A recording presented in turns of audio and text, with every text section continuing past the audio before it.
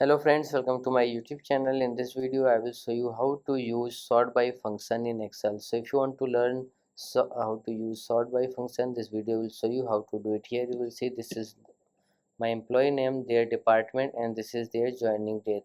So I want to sort the joining date in ascending order.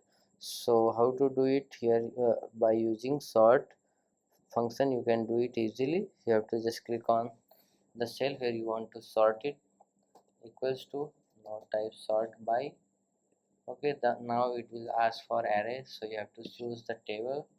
Okay, now comma, now by array 1, so you have to choose the column which you want to arrange.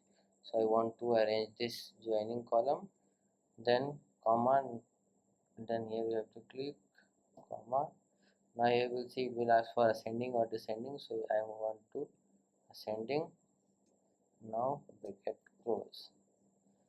Now you will see this is joining date, but it is not in date format, so you have to format this column.